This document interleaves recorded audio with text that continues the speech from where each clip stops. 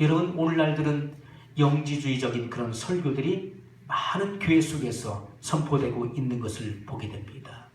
여러분, 영지주의의 그런 핵심 내용들이 뭡니까?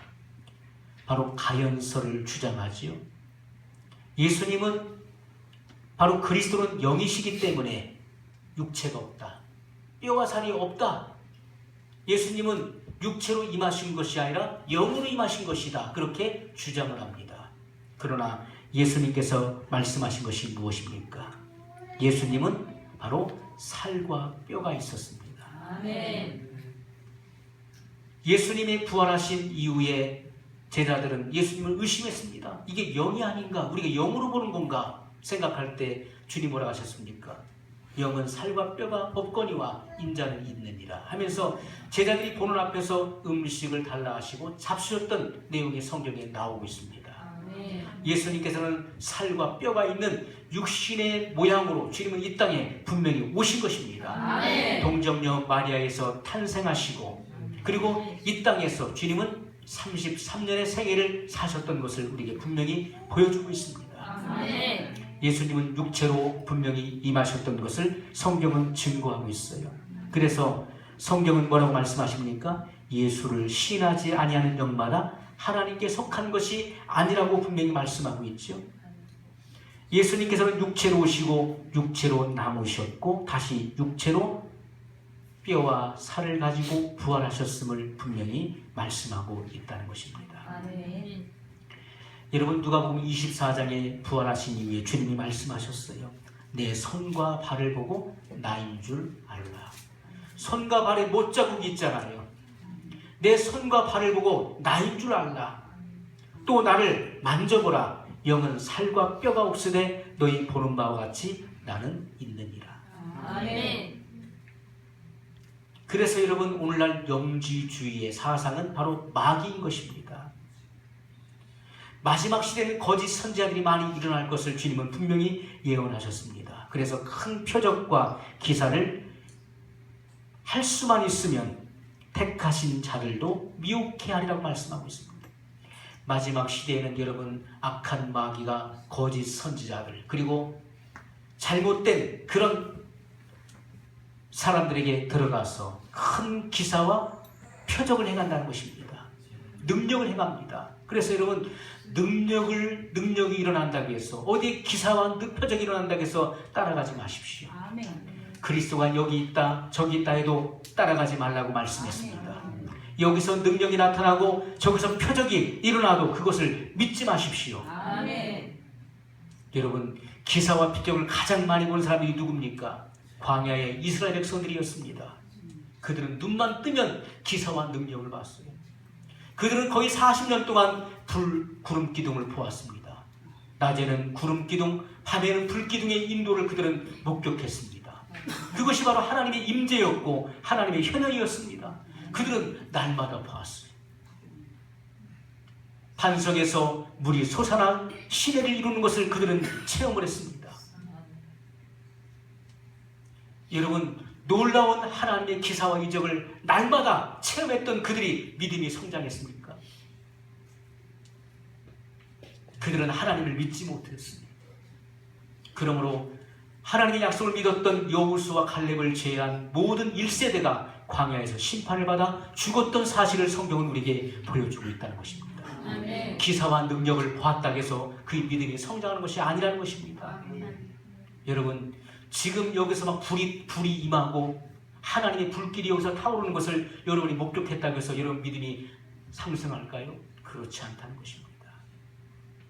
여기서 암 환자들이 막 고침받는 역사를 여러분들이 눈으로 본다고 해서 안진뱅이가 휠체어를 내어 던지고 여기서 막 좋아서 뛰어서 나간다 할지라도 여러분이 믿음이 성장할 수 없다는 것입니다. 이스라엘 백성들은 그보다도 훨씬 더한 기사와 능력들을 많이 목격했습니다. 그럼에도 불구하고 그들은 하나님의 약속을 믿지 못함으로 그들은 멸망을 당했다는 사실을 주목하십시오. 아멘. 우리의 믿음을 성장시키는 것은 무엇입니까? 바로 하나님의 말씀입니다. 아멘. 그런즉 믿음은 들음에서 나며 들음은 그리스도의 말씀으로 말미암았느니라. 여러분, 그리스도의 말씀, 주님의 입으로 내시는 그 레마의 말씀을 통해서 우리 믿음이 성장하는 것이지 기사와 능력을 보았다고 해서 성장하는 것은 결코 아니라는 것입니다. 그것은 일시적인 것입니다. 우리의 믿음을 주님을 만나게 하기 위한 바로 정지 작업인 것이지 그것이 우리의 믿음을 키울 수는 없다는 것입니다. 아멘. 마지막 시대에는 징조와 기사들로 사람들을 속일 것이라고 분명히 말씀을 하고 있습니다. 그런 사람들은 누굽니까? 거짓 사도입니다. 그리고 계율의 역군이며 자기를 그리스도의 사도로 가장하는 자들이라고 분명히 성경은 말씀하고 있습니다. 여러분, 이것은 결코 이상한 일이 아닙니다. 왜냐하면 마귀도 자기를 광명의 천사로 가장하기 때문에 이런 마귀의 종들도 자칭 자기 자신들을 사도로 일컫는 것입니다. 마치 그리스도의 그런 일꾼으로 자기 자신들을 가장한다는 것입니다. 마지막 시대에는 사람들이 바른 교훈을 받지 않는다고 말씀했습니다. 귀가 가려워서 자기의 사욕을 쫓을 스승을 많이 둡니다. 귀가 가려워서 이 가려운 귀를 긁어줄 수 있는, 그래서 자기 귀를 즐겁게 하고 마음을 시원하게 해줄 수 있는, 자기를 옳다 인정해주고 칭찬해주는, 자기에게 영광을 돌려주는 그런 사람들의 말에 귀를 기울인다는 것을 주님 분명히 말씀하고 있다는 것입니다. 여러분, 이 시대는 바로 배교의 시대입니다. 바로 주님은 분명히 주님이 예언하셨고 사도들을 통해서 분명히 예언해 주셨다는 것입니다. 이 천국 복음이 모든 민족에게 증거되기 위하여 온 세상에 전파되리니 그제야 끝이 오리라. 그러면서 주님이 주신 내용들이 있죠.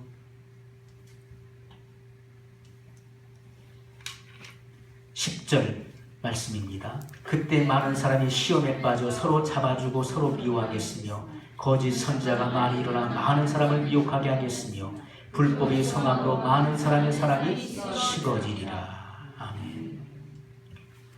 여러분, 예수님께서 예언하신 말씀이 무엇입니까? 마지막 시대에는 사람들의 사랑이 식어질 것을 말씀하고 있어요. 교회는 점점 냉담해집니다. 교회가 냉랭해진다는 거예요. 그래서 성도들끼리 서로 사랑이 없어요. 정이 없습니다. 그리고 성도들이 서로 더 이상 같이 있기를 싫어합니다. 그냥 교회에 나와야 되니까 어쩔 수 없이 같이 붙어 있는 것이지 끝나면 그것으로 끝이에요. 각자 헤어지면 더 이상 교류가 없습니다. 서로 연락하거나 어떤 코이노니아, 서로 교제를 한다거나 이런 것이 전혀 없는 것입니다. 그것으로 끝이에요. 교회는 점점 냉담해질 것입니다. 그리고 서로 교류하지 않을 것입니다. 마지막 시대의 교회의 단점이 무엇입니까? 성도가 서로 교통하는 것이 없어진다는 거예요. 사랑이 없기 때문에. 사랑이 없어요. 바로 이것이 세상 끝의 징조라고 주님은 분명히 말씀했습니다. 인자가 올 때 세상에서 믿음을 보겠느냐. 이런 일이 시작되거든 기도가 끊어지고 그리고 성도들 간의 사랑이 식어지거든 그때 이런 일이 되기를 시작하거든 일어나 머리를 들라. 너희 구속이 가까웠느니라 하시니라. 아, 주님의 재림이 곧 임박했구나. 우리 교회의 현상을 보더라도 다른 교회 모든 현상들을 보십시오. 아, 주님의 재림이 임박했구나. 우리의 구속이 가까웠다는 사실을 우리는 발견하게 될 것입니다. 자, 두 번째는 박해의 징조입니다. 9절과 10절의 말씀이죠. 그때 많은 사람이 시험에 빠져 서로 잡아주고 서로 미워하겠으며. 또 마가복음 13장에 보면 형제가 형제를, 아비가 자식을 죽는데 내어주며 자식들이 부모를 대적하여 죽게 하리라. 또 너희가 내 이름을 인하여 모든 사람에게 미움을 받을 것이나 나중까지 견디는 자는 구원을 얻으리라고 말씀했습니다. 아멘. 여러분, 끔찍한 박해가 지구 곳곳에서 지금 이루어지고 있다는 것입니다. 여러분, IS의 활동 지금 전 세계가 골머리를 앓고 있어요. 유엔도 이것을 막아내지 못하고 있습니다. 미국과 그리고 여러 연합군들이 힘을 모아도 이 지구 곳곳 독버섯처럼 번식하고 있는 이 IS의 이런 테러를 지금 막아낼 수가 없어요. 그들은 가는 곳마다 도시를 점령합니다. 그리고 기독교인들을 착출해서 몇천 명씩 처형을 시킵니다. 그들의 목표가 뭡니까? IS의 목표가 뭡니까? 이 지구에 있는 모든 기독교인들을 다 죽이는 것입니다. 코란에도 명시가 되어 있죠. 기독교인들을 죽이라고 명시되어 있습니다. 이 지구상에 있는 모든 기독교인들을 없애버리는 것이 IS의 목표라는 것입니다. 여러분, 이런 배교와 박해 속에서 복음이 온 세상에 전파되어야 한다고 말씀을 하고 있습니다. 이것은 아주 정확한 예언입니다. 오늘 14절 말씀 다시 한번 큰 소리로 읽겠습니다. 이 천국 복음이 모든 민족에게 증거되기 위하여 온 세상에 전파되리니 그제야 끝이 오리라. 아멘. 여러분, 이 예언이 지금 이루어졌습니까? 이루어지지 않았습니까? 이루어졌습니다. 오늘날 여러분, 복음이 천하에 온 세계에 들어가지 않은 곳이 없습니다. 인터넷을 통해서요, 유튜브를 통해서 들어갔어요. 제가 여기 한국에서 한 이 설교가 미국에서도 좀 봤다고 그러잖아요. 여러 사람이 미국에서 제 설교 내용을 유튜브로 확인해요. 저를 찾다가 이규봉 목사를 인터넷에 치니까 영상이 딱 뜨더라는 거예요. 깜짝 놀랐대요. 여러분, 복음이 전 세계 다 들어가고, 전 세계 들어가고 있다는 거예요. 인터넷을 통해서, 유튜브를 통해서, TV나 또 라디오를 통해서 전 세계에 들어가지 않은 곳이었습니다. 다 들어갔다는 거예요. 여러분, 과거처럼 수천 명, 수만 명, 수십만 명의 선교사를 일일이 다 파송하지 않더라도 방송과 전파를 타고서요, 다 들어갑니다. 다 들어가요. 그래서 라디오를 통해, TV가 없는 곳에는 라디오를 통해서도 복음을 들을 수 있어요. 그래서 여러분, 저 러시아, 저 극동 그 지방에서도 라디오 전파를 통해서 복음의 메시지를 듣고 구원받는 역사가 일어나고 있다는 것입니다. 그래서 여러분, 사실 여기서 방송이 나가지만은, 한국 땅에서 방송들이 나가지만은 이것이 전파를 타고 마치 수천 수만 명의 선교사를 그 지역에 파송하는 것처럼 이렇게 복음이 전파되고 있다는 사실이에요. 아멘. 여러분, 과거에는 상상도 못할 일이었죠. 예수님 당시에 이 일을 상상할 수 있었겠습니까? 바울 당시에 이 일을 상상할 수 있었겠습니까? 그 당시에는요, 외국에 나가려면 배를 타고, 그리고 겨울에 한겨울에는 과동을 하지 못하죠. 그래서 날씨가 풀리면 배가 과동을 하고, 그리고 그 배를 타고 몇 달씩 걸려서 다른 나라에 가서 거기서 복음을 전파해야 됐습니다. 그러니 들어가지 못한 나라가 너무나 많았지요. 그러나 지금은 어떻습니까? 2000년의 세월이 흘러도 지금은 여러분, 이렇게 방송이 발달했어요. 인터넷이 발전해서 전 세계로 이 복음이 다 전파되고 있다는 사실. 얼마나 놀라운 일입니까? 여러분, 또 놀라운 것은 지금 서구 사회에서는 기독교가 감소하고 있잖아요. 기도에 잠을 자고 있고 모이기를 점점 폐하고 있습니다. 그런데 제3세계에서는 어떻습니까? 폭발적으로 부흥의 운동이 일어나고 있어요. 중국 같은 나라 보십시오. 지금 막 폭발적으로 일어나고 있어요. 거센 물결이 지금 일어나고 있어요. 그리고 몽골 같은 지역에서도 이 복음이 막 확장되고 있습니다. 또 인도에서도 복음이 확장되고, 생각지 못했던 미개한 지역, 제3지역에서 이런 놀라운 일들이 일어나고 있다. 이것은 여러분, 성경의 예언입니다. 왜요? 복음이 전 세계에 전파돼야 된다. 아멘. 서구는 점점 식어가고 있지만, 그러나 제3세계에서는 불길같이 타오르고 있다는 것입니다. 아멘. 그러면서 이 복음이 점점 전 세계에 확산되고 있다는 사실이에요. 아멘. 그래야 끝이 오리라고 주님은 말씀하고 있습니다. 그러나 중요한 것은 우리가 예수님을 만날 준비가 되어 있느냐는 거예요. 자, 그러면 지금 예수님께서 오실 이 징조가 우리에게 지금 이 현실로 이루어지고 있는데, 그러면 나는 예수님을 영접할 준비가 돼 있느냐 하는 거예요. 예수님이 오시는 것이 중요합니까? 예수님께서 오셨을 때 나는 밀어난 다섯 처녀같이 기름이 떨어졌어요.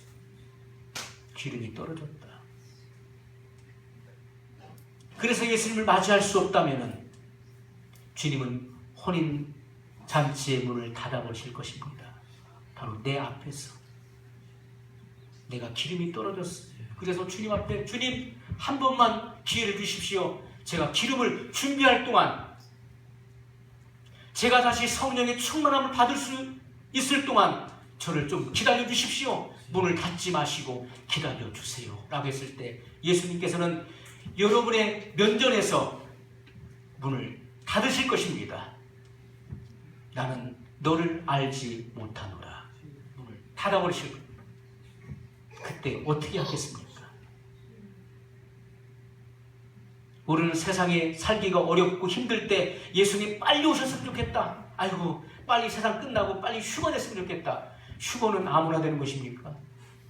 준비된 성도가 되는 거예요. 슬기로운 다섯 처녀같이 성령으로 충만해져 있고 주님과 친밀함을 날마다 유지하고 있는 성도들이 주님 앞에 들림받는 것이죠. 여러분은 주님과 무관한 삶을 살고 있지 않습니까? 여러분이 정말 뜨겁게 가슴을 열고 주님과 교통했던 시간이 언제입니까? 여러분이 주님을 더 깊이 알기 위해서 성경을 상고하고 배우려고 했었던 그때가 언제입니까? 너무나 아마득하지 않습니까? 바로 지금 나는 주님과 친밀한 관계 속에 있는가? 나는 날마다 내 죄를 주님 앞에 회개하고 그리고 나의 더러워진 세마포를 빨고 있는가? 나는 주님과 끊임없이 교통하고 있는가? 나는 적어도 잠자리에 들기 전에 나의 하루의 삶을 회고하면서 그리고 회개하고 그리고 주님께 감사 기도를 드리고 잠자리에 들고 있는가? 나는 적어도 아침에 눈을 떴을 때 주님 앞에 감사의 기도를 드리며 하루를 맡기며 하루를 시작하고 있는가? 적어도 그것조차도 하지 않는 성도라면 주님과는 거리가 너무나 멀리 있다는 것입니다. 주님과 너무 거리가 멀어요. 어떤 사람들은 그렇게 이야기합니다. 내가 지금 비록 내가 방탕한 삶을 살고 있지만은 탕자와 같이 나는 주님께 돌아올 것이다. 그때 내 삶을 주님께 다시 헌신하겠다. 여러분, 그런 구절은 성경에 없습니다. 탕자가 여러분 처음에 그가 예수님을 안 믿었다가 그가 나중에 구원받았다가 그리고 방탕한 삶을 살다가 다시 돌아왔다고 말씀하고 있습니까? 그렇지 않다는 것입니다. 성경은 분명히 말씀하시기를 탕자는 처음부터 구원받지 못했던 사람이었던 것을 말하고 있습니다. 탕자는 구원받았다가 방탕한 삶을 살다가 다시 돌아온 자가 아니었다는 것입니다. 탕자는 처음부터 구원받지 못했던 사람이었어요. 그러나 그가 성령님의 역사를 통해서 아버지 품으로 돌아왔지. 아멘. 그때 주님은 그를 영접해 주신 것입니다. 아멘. 오늘 우리들은 내 마음대로 살아갑니다. 내 마음대로. 그래, 지금은 내가 방탕한 삶을 살고 있어도 언젠가 내가 죽기 전에 내가 회개하고 그리고 하나님께 내 삶을 드릴 것이다. 그때까지 하나님은 나를 참아주시고 기다려주실 것이다 라고 이야기합니다. 여러분, 그런 구절은 성경에 나와 있지 않습니다. 하나님께서는 여러분을 언제까지나 기다려주지는 않으신다는 것입니다. 하나님께서 그 긍휼의 손을 거두실 때 그때는 이미 때가 늦은 것입니다. 중요한 것은 여러분, 지금 우리의 삶의 모습이 어떠냐 하는 거예요. 지금 나의 삶의 모습이. 예수님이 지금 재림하시는 것이 중요한 것이 아니라 주님이 재림하셨을 때 지금 나는 예수님을 영접할 준비가 되어 있느냐 하는 겁니다. 주님을 영접할 수 있는 사람은 주님과 친밀한 사람입니다. 주님과 끊임없는 교통을 계속하고 있는 사람, 아멘. 주님과 가까운 사람이에요. 아멘. 이런 사람이 바로 예수님을 영접할 수 있다고 말씀하고 있습니다. 아멘. 탕자의 비유를 통해 주님은 마지막에 이렇게 말씀하십니다. 이 내 아들은 죽었다가 다시 살아났으며 내가 잃었다가 다시 얻었노라 하니 저희가 즐거워하더라. 아멘. 아멘. 이 내 아들은 죽었다가 다시 살아난 아들이다.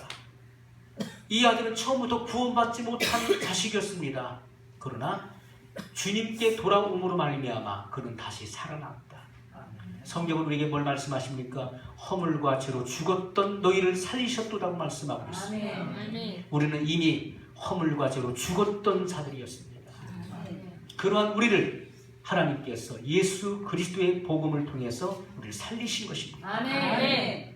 그러므로 여러분 지금 내 삶이 중요한 것입니다. 지금 내가 어떠한 삶을 살고 있느냐 하는 것이 중요한 거예요. 아멘. 여러분 끝까지 주님은 참아주시지 않고 끝까지 주님은 기다려주시지 않는다는 거예요.